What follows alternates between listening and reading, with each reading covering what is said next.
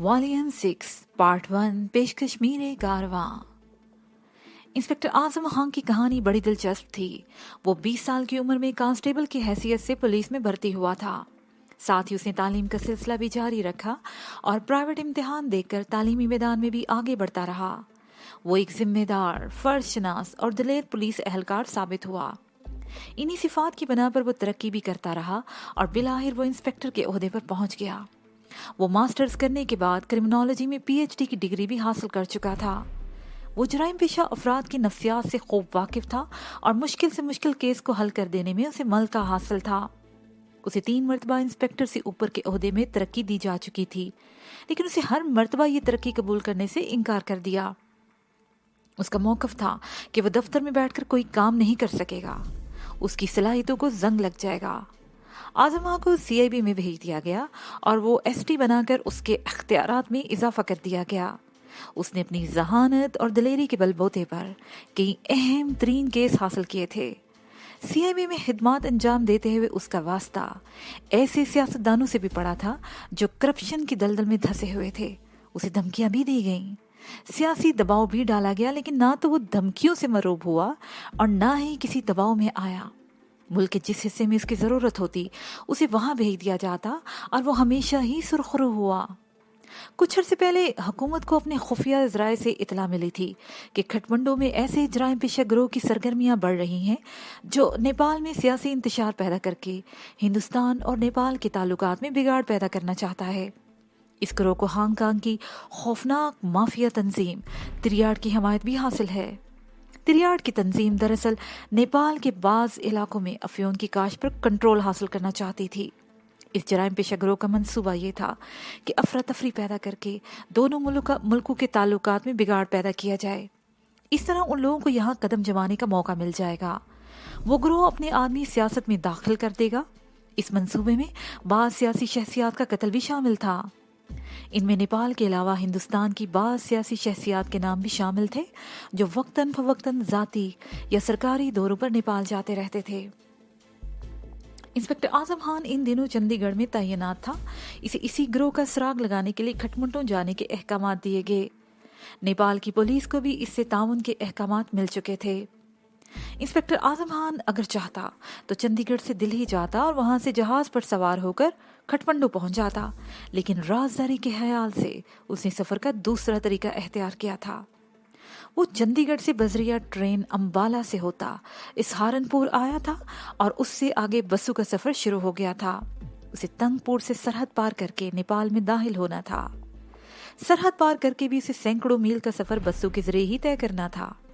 इसके प्रोग्राम और रवानगी को अगरचे राजदारी में रखा गया था, लेकिन दुश्मनों को किसी तरह पता चल गया था और इसे सरहद पार करने से पहले ही कत्ल करने की कोशिश की गई थी। लेकिन मेरी मदाहलत से न सिर्फ आजम खान की जान बच गई थी, बल्कि उसका एक दुश्मन भी मारा गया था और दूसरा पकड़ा गया था जिससे वो बहुत कुछ मालूम कर सकता था। तुमने न सिर्फ मेरी जान बचाई बल्कि हिंद सरकार पर भी बहुत बड़ा एहसान किया है, वो कह रहा था। मैं जाती तौर पर से शायद इसका बदला ना उतार सकूं, हाँ, लेकिन मैं कोशिश करूंगा कि हिंद सरकार से तुम्हारे लिए कुछ इसकी ज़रूरत नहीं। मैंने उसकी बात काट दी। मैं ये सोचे बगैर नहीं रह सका था कि मेरे हाथ खून से रंगे हुए हैं। हिंदुस्तान में दर्जनों आदमी मेरे हाथों मारे जा चुके हैं। अगर वो मेरी असलियत जान लेता तो शायद मेरा इतना एहसानमंद ना होता, बल्कि मुझे जेल की सलाहों के पीछे पहुंचाकर खुशी महसूस करता। ठीक है, वो गहरा सांस लेते हुए बोला, मैंने तो तुम्हें अपना मोहसिन समझकर अपने बारे में सब कुछ बता दिया। अब तुम भी कुछ बताओ, क्या ये वाकई तुम्हारी पत्नी है और तुमने अपने बारे में मुझे जो कुछ बताया है, क्या वो सब कुछ दुरुस्त है? मैं उछल पड़ा। बमला भी चौंके बगैर नहीं रह सकी थी। बस में तुमसे मुलाकात हो गई थी तो मुझे शक हो गया था कि तुम्हारा ताल्लुक पुलिस या किसी एजेंसी से है और मेरा ये शुबा दुरुस्त निकला। मैंने कहा, और तुमने हमारे बारे में जो अंदाजा लगाया है वो भी दुरुस्त है। बमला मेरी पत्नी नहीं, दोस्त है। दोस्त? वो हैरत से कभी मुझे और कभी बमला को देखने लगा। میرا خیال ہے یہ دوستی کچھ زیادہ ہی گہری نہیں؟ تم غلط سمجھ رہے ہو، بملا میری دوست ہے، رکھیل نہیں، اور نہ ہی میں اسے بھگا کر لایا ہوں۔ یہ جے پور کے ایک بہت بڑے اور مشہور پنڈت رام سروپ کی بیٹی ہے، اور ہم سیر و تفریح کے لیے نہیں، ایک مشن پر نکلے ہوئے ہیں، اور جب تک یہ مشن پورا نہیں ہوتا ہم چین سے نہیں بیٹھیں گے۔ کیا میں اس مشن کے بارے میں پوچھ سکتا ہوں؟ اعظم خان نے کہا۔ وہ مشن، میں نے بملا کی طرف دیکھا اور پھر اعظم خان کی طرف رخ کر کے بات جاری رکھی۔ جے پور کا ایک بدماش ایم پی بملا کی بہن کو اغوا کر کے بھاگا ہوا ہے، ہم اس کا پیچھا کر رہے ہیں۔ نینی تال میں وہ ہمارے ہاتھ آتے آتے رہ گیا تھا، یہاں اگر پتہ لگا وہ تنگ پور کی طرف نکل گیا ہے، ہمیں بس نہیں مل سکی، جس کی وجہ سے ہمیں رات یہاں رہنا پڑا۔ سننے میں آیا ہے کہ وہ نیپال کی طرف جانے کا ارادہ رکھتا ہے۔ ایسی صورت میں ہمارے لیے کچھ مشکلیں پیدا ہو سکتی ہیں، لیکن ہم اس شیطان کا پیچھا نہیں چھوڑیں گے۔ جے پی کا نیتا اعظم خان بڑبڑایا۔ دیش مکھ کی بات تو نہیں کر رہے؟ ہاں وہی، میں ایک دم بول پڑا۔ تم جانتے ہو اسے؟ دیش مکھ کو کون نہیں جانتا؟ اعظم خان نے گہرا سانس لیا۔ چند مہینے پہلے مجھے دل میں اس کا فائل دیکھنے کا موقع ملا تھا۔ سرکار ایسے تمام ایم پیز اور سیاستدانوں پر نگاہ رکھے ہوئے ہے جو کرپشن میں ملوث ہیں۔ افسوس کی بات تو یہ ہے کہ ہمارے بیشتر سیاستدان گندگی کی دلدل میں دھسے ہوئے ہیں، اور بعض تو اس معاملے میں بہت ہی بدنام ہیں، اور ان میں دیش مکھ سر فہرست ہے۔ وہ چند لمحوں کو خاموش ہوا، پھر بولا، اس کی فائل ہاسی زخیم ہے۔ چند مہینے پہلے کسی عورت کے حوالے سے اس کا ایک اور سکینڈل سامنے آیا تھا۔ وہ کوئی دولت مند بیوہ ہے جس کا پلاٹ اور دوسری جائیداد پر قبضہ کرنے کے لیے یہ اس سے زبردستی شادی کرنا چاہتا تھا۔ سرکار اس کے خلاف کوئی کارروائی کرنے والی ہے، اور میرا خیال ہے یہ کیس انسپکٹر گھونسلے کو دیا جانے والا تھا۔ یہ دولت مند بیوہ وہی ہے جسے وہ رشیکیش سے اغوا کر کے لے گیا ہے، یعنی بملا کی دیدی۔ میں نے کہا۔ میرے اس انکشاف پر وہ چونک کے بغیر نہیں رہ سکا۔ میں نے اسے شوبھا کے بارے میں وہ سب کچھ بتا دیا جو ضروری سمجھا۔ اس میں کچھ مبالغہ اور جھوٹ بھی شامل تھا، لیکن انسپکٹر اعظم خان ایک گھاگ آدمی تھا، وہ اس کیس کے بارے میں بہت کچھ جانتا تھا۔ اس نے میرا ایک جھوٹ پکڑ لیا تھا۔ تم نے بتایا تھا کہ بملا پنڈت رام سروپ کی بیٹی ہے؟ وہ بولا۔ اس طرح یہ شوبھا کی بہن تو نہیں ہوئی؟ اس کی تو مجھے شوبھا دیدی نہیں پالا ہے، مجھ سے پہلے بملا بول اٹھی تھی۔ شوبھا دیدی کی کوئی اولاد نہیں تھی، وہ مجھے اپنے پاس لے گئی تھی، وہ مجھے اپنی سگی بہنوں کی طرح ہی مانتی تھی، میں بھی اسے بہت مانتی ہوں۔ وہ شیطان اسے اگر نیپال کی طرف لے گیا تو تم فکر مت کرو، اعظم خان نے اس کی بات کاٹ دی۔ اگر اس نے نیپال کا رخ کیا تو سیدھا کھٹمنڈو جائے گا، اور میں جانتا ہوں کھٹمنڈو میں وہ کہاں ملے گا۔ لیکن ہم کھٹمنڈو کیسے جا سکیں گے؟ ہمارے پاس تو میں ہوں نا۔ انسپکٹر خان نے میری بات کاٹ دی۔ میں تم لوگوں کو ساتھ لے کے جاؤں گا۔ تم نے میری زندگی بچا کر مجھ پر جو احسان کیا ہے، میں اس کا بدلہ تو نہیں چکا سکتا، لیکن اس معاملے میں تمہاری تھوڑی بہت مدد تو کر ہی سکتا ہوں، اور تمہارے کسی کام آ کر مجھے خوشی ہوگی۔ ہم ابھی باتیں ہی کر رہے تھے کہ دروازے پر دستک کی آواز ابھری۔ اس وقت صبح کے 5 بج رہے تھے۔ میں نے اٹھ کر دروازہ کھولا تو سامنے ایک پولیس کانسٹیبل کو دیکھ کر چونک گیا۔ خان صاحب کو ملنے کا ہوں، کانسٹیبل نے کہا۔ میں نے دروازہ کھول دیا۔ کانسٹیبل نے اندر داخل ہو کر انسپکٹر اعظم خان کو سیلوٹ کیا۔ کیا بات ہے کانسٹیبل، کیسے آئے ہو؟ اس نے کچھ بتایا؟ اعظم خان نے پوچھا۔ اس نے آتما ہتیا کر لی سرکار، کانسٹیبل نے جواب دیا۔ کیا؟ اعظم خان ایک دم اچھل پڑا۔ اس کے پاس کوئی زہریلا کیپسول تھا سر، جسے اس نے نگل لیا۔ اس کو بچانے کا بہت کوشش کیا، ڈاکٹر کو بلایا مگر وہ مر گیا، کانسٹیبل نے بتایا۔ تم لوگ آرام کرو، میں آتا ہوں، وہ میری طرف دیکھتے ہوئے بولا۔ مجھے اس سے بہت کچھ معلوم ہونے کی توقع تھی، لیکن بہت گڑبڑ ہوگی۔ بہرحال میں آتا ہوں تھوڑی دیر میں، اور ہم آج ہی کسی وقت تنگ پور روانہ ہو جائیں گے۔ پہلی بس 8 بجے روانہ ہوتی ہے یہاں سے، میں نے اسے یاد دلایا۔ اس کی تم فکر مت کرو، میں بندوبست کر لوں گا۔ وہ یہ کہتے ہوئے باہر نکل گیا۔ کانسٹیبل نے مڑ کر بملا کی طرف دیکھا اور تیزی سے باہر چلا گیا۔ میں نے دروازہ بند کر دیا اور اس کے قریب پلنگ پر لیٹ گیا۔ رات بھر کرسی پر بیٹھے رہنے سے میں تھک گیا تھا اور کچھ دیر کمر सीधी करना चाहता था, सो लेट गया। बमला भी लेट गई थी और कंबल ऊपर खींच लिया। हम कुछ देर तक इंस्पेक्टर आजम खां के बारे में बातें करते रहे और फिर आंखें बंद होने लगी। दरवाजे पर दस्तक की आवाज से मेरी आंख खुल गई। बमला भी जाग गई थी। मैंने उठकर दरवाजा खोल दिया। वो वही पुलिस कांस्टेबल था। खान साहब बोला आप लोग तैयार हो जाओ, 1 घंटे बाद यहाँ से जाने का है। उसे मेरे कंधे के ऊपर से कमरे में झांकने की कोशिश करते हुए कहा, ठीक है हम तैयार रहेंगे। मैंने धड़ से दरवाजा बंद कर दिया। इस वक्त 9 बज रहे थे। 8 बजे वाली बस तो निकल चुकी थी, लेकिन आजम खां ने कुछ इंतजाम किया ही होगा। हमने आधे घंटे में तैयारी मुकम्मल कर ली। कुछ वक्त नाश्ते में लगा। मैंने होटल का बिल भी चुका दिया। हम इंस्पेक्टर आजम खां का इंतजार करने लगे। 10:15 बजे के करीब होटल के एक मुलाजिम ने आकर बताया कि हमें लेने के लिए पुलिस की जीप आ चुकी है। हम अपने कंबल और थैला उठाकर बाहर आ गए। वो पुलिस की खुली जीप थी। स्टीयरिंग के सामने मुकामी पुलिस का वही इंस्पेक्टर बैठा हुआ था। उसके साथ वाली सीट पर आजम खां बैठा हुआ था। उसने वही कल वाला सवारी सूट पहन रखा था और उसकी आंखें सुर्ख हो रही थी। हमने तो 3-4 घंटे आराम कर लिया था, लेकिन लगता था कि खां को एक लम्हे के लिए भी आंखें बंद करने का मौका नहीं मिला था।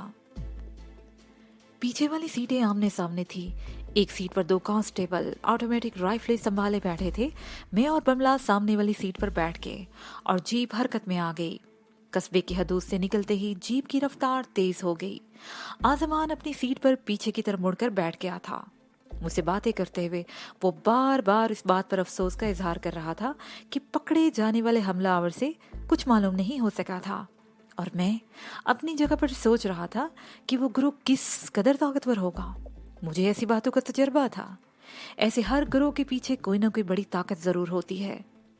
थाईलैंड में शहंशाह के खिलाफ साजिशें करने वाले ग्रोह को गोल्डन ट्राइएंगल के जनरल खोराट की पुष्टपनाही हासिल थी, और ऐसी ताकतें बिला वजह किसी गैंग की पुष्टपनाही नहीं करती।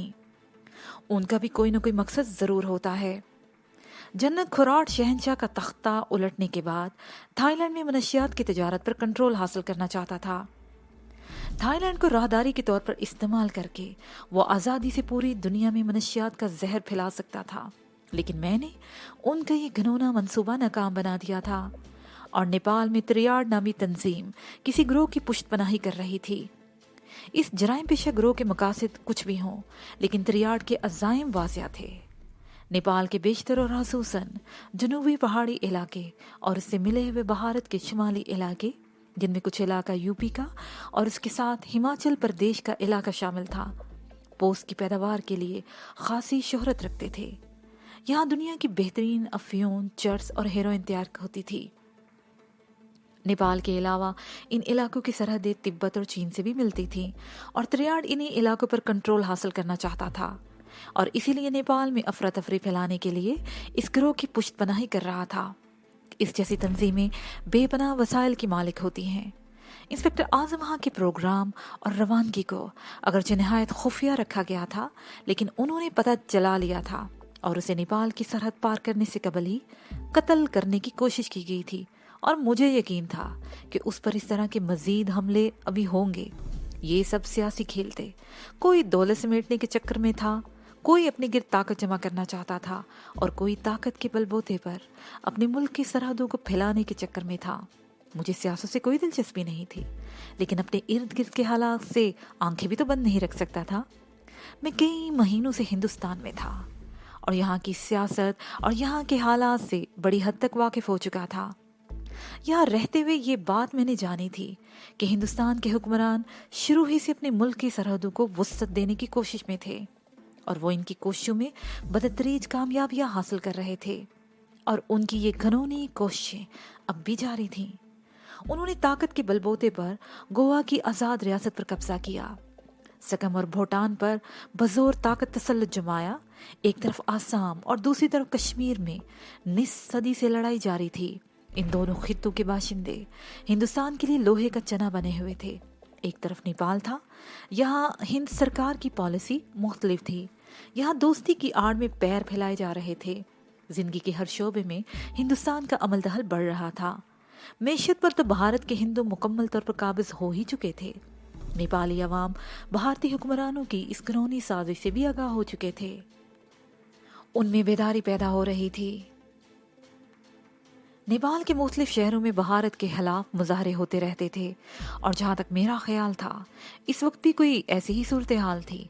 मुमकिन है कोई नेपाली तंजीम खुलकर सामने आ गई हो, भारत को इससे खतरा महसूस हुआ हो और इसे जराइम पेशा गिरोह का नाम देकर उसकी सरकोबी का फैसला कर लिया। बहरहाल सूरत हाल कुछ भी हो, मुझे इससे कोई गरज नहीं थी। मुझे तो देशमुख की तलाश थी और इत्तेफाक से आजम खान से मुलाकात हो गई थी जो इस सिलसिले में हमारी मदद करने को तैयार हो गया था। मुझे किसी और मामले में दखल देने की जरूरत ही नहीं थी। काठगोदाम से तकरीबन 20 किलोमीटर आगे चोर गलियां नामी एक छोटी सी बस्ती थी। ये बस्ती हाईवे के दोनों तरफ फैली हुई थी। सड़क के किनारे पर दुकानें और कई छोटे छोटे होटल थे जिनके सामने खुली जगहों पर भी मेजें और कुर्सियां बिछी हुई थी। इंस्पेक्टर ने जीप एक होटल के सामने रोक ली। इस बस्ती काठगोदाम थाने की हदूद में थी और इंस्पेक्टर इस तरफ के दौरे अक्सर किया करता रहता था। जीप रुकते ही होटल का मालिक दौड़कर वहां पहुंच गया। धनभाग हमारे, वो प्रणाम करता हुआ बोला। उसके लहजे में खुशामद की झलक नुमाया थी। पधारिए सरकार, भोजन होगा या चाय या ठंडा चलेगा? वो कंधे पर पड़ा हुआ पटका उतार कर एक मेज और कुर्सियां साफ करने लगा। चाय पिलाओ रघु, सिर्फ चाय, और जल्दी करो, हमारे पास इतना वक्त नहीं है, हमें आगे जाना है। इंस्पेक्टर ने कहा। अभी हाजिर करता हूँ सरकार, रघु ने जवाब दिया। हम कुर्सियों पर बैठ गए जबकि दोनों कांस्टेबल जीप के करीब ही खड़े हो गए थे। 10 मिनट बाद रघु खुद चाय लेकर आ गया। 2 प्लेटों में केक, पेस्ट्रियां और बिस्किट वगैरह भी थे। इंस्पेक्टर ने कांस्टेबलों को चाय के 2 कप और 1 प्लेट उनके हवाले कर दी। मैंने चाय का 1 कप बमला की तरफ बढ़ा दिया और दूसरा खुद उठा लिया। हम अभी चाय ही पी रहे थे कि हमारे मेज के गिर्द लोगों का झगमट्टा सा लग गया। ऐसी छोटी बस्तियों में थानेदार को राजा से कम नहीं समझा जाता। लोग अपनी फरियादें लेकर जमा हो रहे थे। मैंने चाय का आखिरी घूंट लेते ही बमला को इशारा किया और कुर्सी से उठ गया। मुझे लगता था कि यहाँ कम से कम आधा पौन घंटा जरूर लग जाएगा और मैं इस दौरान कुछ मालूमात हासिल कर लेना चाहता था। मेरी मेहनत रायगा नहीं गई। इस एक होटल से पता चल गया कि कल यहाँ से सुरख रंग की एक मोटर गुजरी थी जिसमें एक बीमार औरत और 2 आदमी थे। उन्होंने इसी होटल पर रुककर चाय पी थी। होटल के मालिक और मुलाजिम ने इस बीमार औरत और उन 2 आदमियों के जो हुलिया बताया था उससे तस्दीक हो गई थी कि वो शोभा और देशमुख ही थे। हिलाफे तवक्का 15-20 मिनट बाद ही इंस्पेक्टर जीप में बैठ गया और हमारे बैठते ही जीप हरकत में आ गई। चंद मील तक का मैदानी इलाका था। पहाड़ियां बहुत दूर थीं, लेकिन कुछ और फासला तय होने के बाद हम एक बार फिर पहाड़ियों में दाखिल हो गए। सड़क इन पहाड़ियों पर बल खाती हुई जा रही थी। अचानक एक जोरदार धमाका हुआ और जीप लहरा गई। इसके साथ ही फजा तड़तड़ाहट की आवाज से गूंज उठी। बाएं तरफ की पहाड़ी से जीप पर फायरिंग की जा रही थी।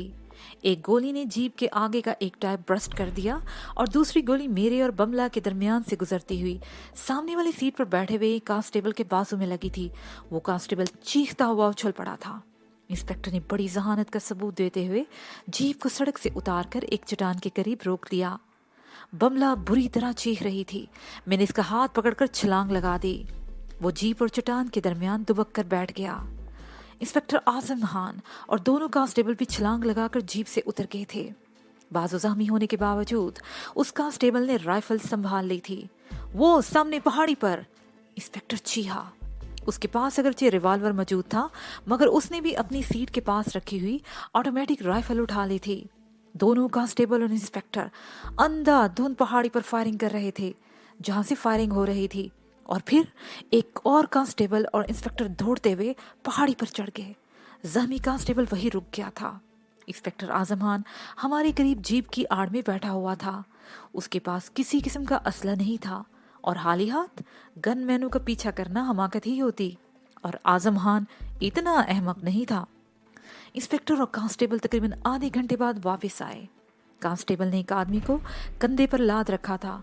वो लाश थी और उसका जिस्म गोलियों से छिलनी था। उसके खून से कांस्टेबल की शर्ट भी सुर्ख हो रही थी। उसने वो लाश हमारे सीटों के दरमियान फर्श पर डाल दी। 2 थे, इंस्पेक्टर ने खान की तरफ देखते हुए कहा। एक पहाड़ियों में फरार हो गया, दूसरा आपके सामने पड़ा है। आजम खान लाश के कपड़ों की तलाशी लेने लगा, लेकिन कुछ रकम और 4 बीड़ियों के सिवा कोई काम की चीज नहीं मिली। इस रकम में 2 नोट नेपाली करेंसी के थे, जिससे बहरहाल ये तय हो गया कि ये हमला भी आजम खान पर ही हुआ था। और मेरा अंदाजा दुरुस्त निकला था कि उस पर ऐसे कातलाना हमले और भी होंगे, और ये उसकी खुशकिस्मती थी कि वो इस मर्तबा भी बच गया।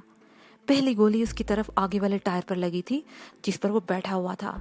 निशाना यकीनन इसे ही बनाया गया था, लेकिन गोली इसे 2-3 फुट के फासले पर टायर में लगी थी। हम भी लपेट में आ गए थे, लेकिन हमारी भी खुशकिस्मती थी कि बाल बाल बच गए। जीप की बॉडी पर उस तरफ कई गोलियां लगी थीं। दूसरा कांस्टेबल जीप का टायर तब्दील करने लगा। खान ने जख्मी कांस्टेबल के बाजू पर अपने रुमाल से पट्टी बांध दी थी, लेकिन उसके जख्म से खून रिस रहा था। उसे फौरी तौर पर तिब्बी इमदाद की जरूरत थी, और ये तिब्बी इमदाद उसे 1 घंटे से पहले नहीं मिल सकती थी। टायर तब्दील होने के बाद हमें बैठने को कहा गया, तो बमला जीप पर चढ़ने में झिझक रही थी। उसके चेहरे पर खौफ के हल्के से तासुरात थे। सीटों के दरमियान वो लाश पड़ी थी, और बमला जैसी लड़की के लिए लाश पर पैर रखकर बैठना मुमकिन नहीं था। इंस्पेक्टर हाँ ने सूरत हाल को ताड़ लिया और बमला को अपनी सीट पर बैठाकर खुद मेरे साथ बैठ गया। जीप एक बार फिर तेज रफ्तारी से दौड़ने लगी। इंस्पेक्टर वाली राइफल आजम खान ने ले ली थी, और दोनों कांस्टेबल भी चाको चबंद बैठे सड़क के इतराफ में पहाड़ियों को देख रहे थे। आधे 1 घंटे बाद हम पहाड़ियों से निकल गए। आगे किसी हद तक मैदानी इलाका था। पहाड़ियां बहुत दूर नजर आ रही थी, और मेरे ख्याल है कि कोई भी पहाड़ी 3-4 हजार फुट से ज्यादा बुलंद नहीं थी। ताहम उनके पीछे शुमाल की तरफ ये पहाड़ी सिलसिला बतदरीज बुलंदी इख्तियार करता चला गया था। किसी भी हाथ से या होशगुआर वाक़े से 2-4 हुए बगैर हम मजीद 40 मिनट बाद तंगपुर पहुंच गए थे। ये एक बहुत बड़ा कस्बा था। इंस्पेक्टर ने जीप अस्पताल के सामने रोकी थी। इंस्पेक्टर जीप से उतरकर दोनों कांस्टेबलों के साथ अंदर चला गया। बमला अगली सीट पर बैठी रही। मैं और आजम हाँ भी नीचे उतर आए। अस्पताल में आने वाले लोग जीप में पड़ी हुई लाश देखकर रुकने लगे, और बहुत जल्द वहां जमघटा लग गया। तकरीबन 10 मिनट बाद कांस्टेबल के साथ अस्पताल के 2 मुलाजिम स्ट्रेचर लेकर आ गए और लाश को स्ट्रेचर पर डालकर ले गए। जीप के पिछले हिस्से में खून फैला हुआ था और मक्खियां बनबना रही थी। मैंने बमला को इशारा किया, वो भी जीप से उतर आई। हम अस्पताल के गेट से अंदर की तरफ एक दरख्त के नीचे बेंच पर बैठ गए। इंस्पेक्टर अपने कांस्टेबलों के साथ तकरीबन दौड़ता हुआ आधे घंटे बाद अस्पताल में से बरामद हुआ। जख्मी सिपाही के बाजू पर पट्टी बंधी हुई थी। आप लोग होटल जाकर आराम कीजिए, मैं फारिग होकर आता हूँ। जीप भी साफ करवानी है, पिछली तरफ खून बिखरा पड़ा है। इंस्पेक्टर ने हमारी तरफ देखते हुए कहा, और जख्मी बाजू वाले कांस्टेबल को हमारे साथ कर दिया। नेपाल की सरहद पर वाक़या ये कस्बा 20-25 हजार की आबादी पर मुश्तमिल था। पीलीभीत से भी एक पुख्ता सड़क यहाँ तक आती थी, और एक पुख्ता सड़क नेपाल की सरहद की दूसरी तरफ भी चली गई थी। बारोनक कस्बा था। पुरानी तर्ज की इमारतें थी। हम कांस्टेबल के साथ मुख्तलिफ बाजारों में घूमते हुए एक होटल में आ गए। ये होटल पुरानी हवेली की तर्ज पर एक इमारत में बना हुआ था। 4 दीवारी के अंदर वसी और इस कंपाउंड था, जिसके कुछ हिस्से पर घास लगी हुई थी और बाकी हिस्से में मट्टी उड़ रही थी। हवेली की 2 मंजिला इमारत बहुत बड़ी थी। नीचे ऊपर कई कमरे थे। मुझे और बमला को जो कमरा मिला वो ऊपर वाली मंजिल की राहदारी के एन आखिर में था। कमरे के सामने एक कुशादा बालकनी थी, जिसके ऊपर साइबान सा बना हुआ था। इस बालकनी में बैठकर सामने दूर तक बाजार का नज़ारा किया जा सकता था, और सबसे अच्छी बात यह थी कि इस कमरे में बाथरूम भी था, और हमें बाहर राहदारी में किसी जगह बाथरूम के सामने लाइन में खड़े होने की जरूरत नहीं थी। इंस्पेक्टर आजम खां को ग्राउंड फ्लोर पर कमरा मिला था। इस तरह हम दोनों एक दूसरे से काफी फासले पर हो गए थे। मेरे ख्याल में ये इस कस्बे का सबसे अच्छा होटल था, इसीलिए यहाँ सबसे ज्यादा रौनक थी। 1 घंटे बाद आजम खां से हमारी मुलाकात डाइनिंग रूम में हुई। डाइनिंग रूम भी खासा बड़ा था, और मेजें कुर्सियां भी सलीके से लगी हुई थी। यहाँ का खाना भी लजीज था। खाने के बाद आजम खां कहीं चला गया। उसने कहा था कि हम चाहें तो शहर में घूम फिर लें, लेकिन रात 9 बजे के बाद हम अपने कमरे में ही रहें, क्योंकि ऐन मुमकिन है हम लोग रात के किसी हिस्से में भी सरहद पार कर जाएं। खाने के बाद हम अपने कमरे में आ गए। बमला तो बेड पर लेट गई, और मैं बालकनी में बैठकर सामने बाजार का नजारा करने लगा। बड़ा भरौनक बाजार था। कुर्सी पर बैठे बैठे मेरे दिमाग पर गनूदगी सी तारी होने लगी। दोपहर के खाने के बाद हमेशा मुझ पर सुस्ती सी तारी हो जाया करती थी। मैं उठकर अंदर आ गया, कभी हराटे लेता, कभी कुछ। बेड काफी कुशादा था। मैं भी एक तरफ लेट गया। 5 बजे के करीब बमला ने मुझे जगा दिया। हमने नहाकर कपड़े भी बदल लिए थे। मैं कुछ देर बिस्तर पर ऐंठता रहा, फिर उठकर बाथरूम में घुस गया। ठंडे पानी के गुस्ल से सारी थकावट और कसलमंदी दूर हो गई। 6 बजे के करीब हम होटल से निकलकर बाजार में आ गए। इस वक्त भी बड़ी गहमा गहमी थी। ग्राहकों में ज्यादातर देहाती किस्म के लोग थे जो आसपास की बस्तियों से आए हुए थे और अब उन्हें वापस जाने की जल्दी थी। हम टहलते हुए कस्बे के मरकजी चौराहे पर आ गए और फिर चौराहे के दूसरी तरफ एक दुकान के सामने सुर्ख रंग की एक कार रुकते देखकर मैं उछल पड़ा। ये वही कार थी, नंबर भी वही था। मेरे दिमाग में सनसनाहट सी होने लगी। यहाँ इस कार की मौजूदगी का मतलब था कि देशमुख भी यही है। हो सकता है उसे अभी तक सरहद पार करने का मौका भी ना मिला हो।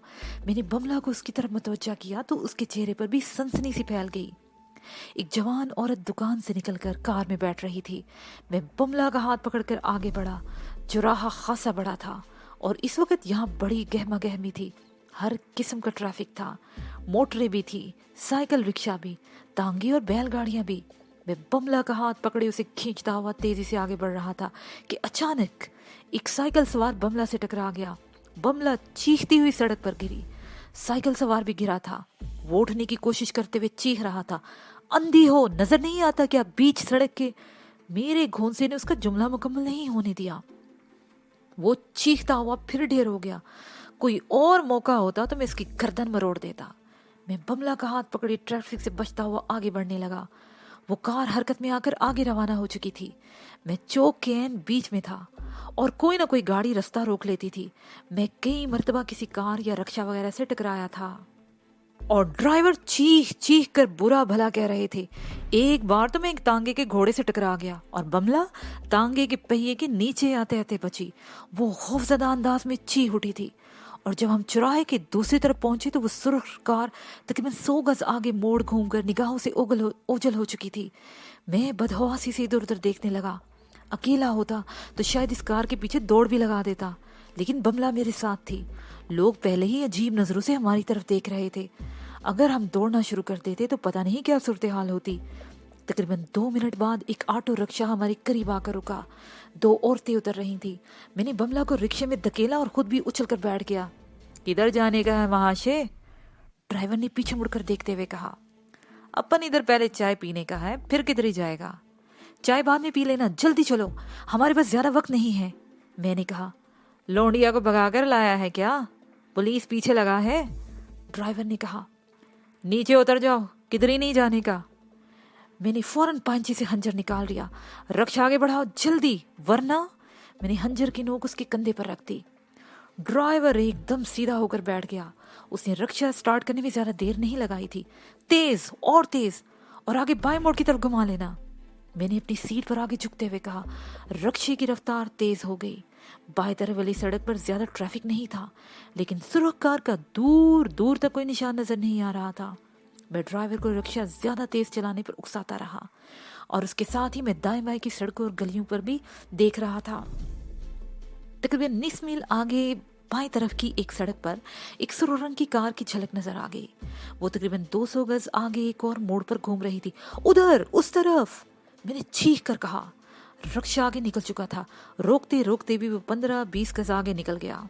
ड्राइवर ने उसे घुमाकर उसी सड़क पर मोड़ दिया। 200 गज आगे जाने के बाद मेरे कहने पर उसने रिक्शा उस तरफ मोड़ लिया जिस तरफ वो कार गई थी। ये कुशादा गली थी।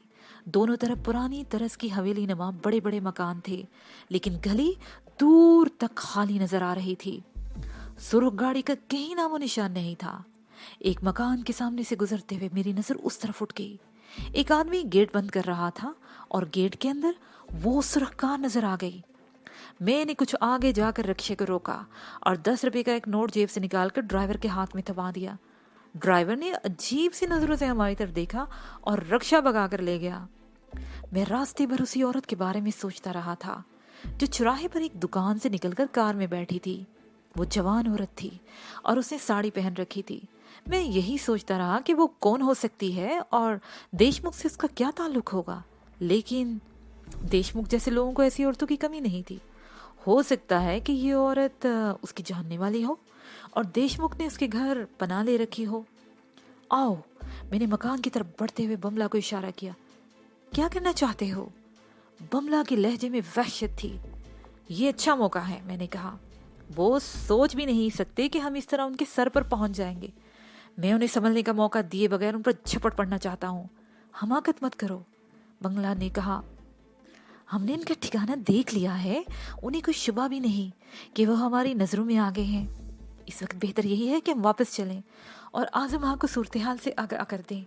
वो पुलिस के साथ यहाँ रेड करेगा तो यहाँ किसी को भागने का मौका नहीं मिल सकेगा। मैं इतना तवील इंतजार नहीं कर सकता, मेरे साथ आओ, मैंने कहा। गेट के सामने पहुंचकर मैंने झरे से अंदर झांका। वो औरत बरामदे में खड़ी थी और ड्राइवर कार की पिछली सीट से कुछ पैकेट वगैरह उतार रहा था। जिस शख्स ने गेट खोला वो भी करीब ही खड़ा था। मैं जोर जोर से गेट धड़धड़ाने लगा। वो शख्स तेज से कदम उठाता हुआ गेट की तरफ आ गया। उसने छोटा दरवाजा खोला। जैसे ही उसने बाहर झांका, मैंने एक मुंह पर जोरदार घोंसा जड़ दिया। वो लड़खड़ा कर पीछे हटा। मैं छलांग लगाकर अंदर आ गया।